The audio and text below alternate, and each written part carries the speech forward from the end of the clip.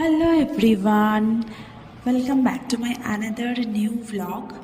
তো অনেক দিন পর তোমাদের সঙ্গে আবার একটা ভ্লগ শেয়ার করছি। কেমন আছো তোমরা সবাই অবশ্যই জানিও আমাকে। আর আমিও ভীষণ ভালো আছি। তো দেখো, আমি আজকে সন্ধ্যাবেলা ডিউটি থেকে ফিরে ভাবলাম একটুখানি চা তো আমি রোজই করি, মানে নিজের হাতেই চাটা করি সন্ধ্যাবেলাটা। তো সন্ধ্যাবেলা চায়ের সাথে ভাবছিলাম ফ্রিজে একটুখানি চিকেনও ছিল, তো সেটাকে ভাবলাম একটুখানি চিকেন পকোড়া করে নিই, কারণ বাইরের পকোড়া তো মা আর বাবা একদমই খায় না। তো ঘরেতে হলে ওরা একটু খেতে পারে আমার জন্য, মানে আমি বানিয়ে দিলে ওরা খায়। তো চলো আজকে আমি আমার চিকেন পকোড়া বানানোটা স্টার্ট করা যাক। তো এই প্রথমে আমি এসেই একটুখানি চিকেন ছিল, সেটাকে ভালো ছোটো ছোটো করে কাট করে দিয়েছিলাম। তারপর ওটাকে ভালো করে পরিষ্কার করে নুন, একটুখানি লেবুর রস আর একটুখানি গোলমরিচ গুঁড়ো মাখিয়ে 1 ঘন্টা রেখে রেস্টে দিয়ে দিয়েছিলাম। তারপর যখন আমি চা করতে ভাবলাম, তার কিছুক্ষণ আগে আমি ওটাকে ব্যাটারটা বানিয়ে, যেমন নর্মালি যে চিকেন পকোড়ার জন্য যেগুলো লাগে, রসুন আদা একটুখানি জাস্ট ক্রাশ করে দিয়েছিলাম। মানে ওটাকে তুমি একদম ফাইন পেস্ট করবে না, ওটাকে জাস্ট ক্রাশ করে দিয়ে দেবে। একটুখানি ধনেপাতা দিয়েছিলাম, কারণ শীতকালে ধনেপাতার গন্ধটা আমার একটু আলাদাই লাগে। একটু কাঁচা লঙ্কা দিয়েছিলাম, সেটা একসঙ্গে করে।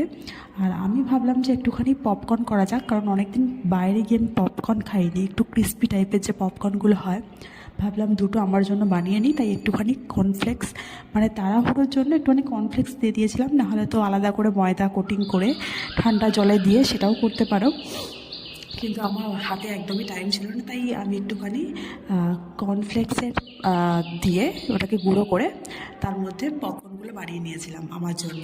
কটা পপকর্ন বানিয়েছিলাম আর কটা মা বাবার জন্য পকোড়া বানিয়েছিলাম। তো মানে নর্মালি সেম পকোড়া, সেই চিকেনের ব্যাটারটা নিয়েই আমি বানিয়েছিলাম পপকর্ন, বেশ ভালো হয়েছিল। তোমাদের যদি ভালো লাগে অবশ্যই ট্রাই করতে পারো এরকমভাবে, আমার মতো সহজ উপায়ে কেলগসের সাথে।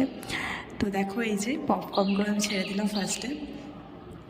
আমার মোটামুটি 7টার মতো পপকর্ন হয়েছিল। তারপর বাদবাকিগুলো আমি চিকেন পকোড়া করে নিয়েছিলাম। তো এর মধ্যে আমি দিয়েছিলাম একটুখানি কর্নফ্লাওয়ার আর একটুখানি বেসন দিয়ে দিয়েছিলাম, দুটোই একসাথে মিক্স করে দিয়েছিলাম। সামান্য নুন দিয়ে দিয়েছিলাম, ব্যাস আর কিচ্ছু লাগেনি। আর ডিম তো দিইনি আজকে। এই কটা জিনিস দিয়ে আমার আজকে চিকেন পকোড়া রেডি হয়ে গিয়েছিল। তো দেখো, আমার চিকেন পপকর্নগুলো প্রায় রেডি হয়ে গেছে। এবার আমি এই চিকেন পপকর্নগুলো তুলে নেবো, বাদ বাকি যেগুলো হয়নি সেগুলো আবার ভাজবো।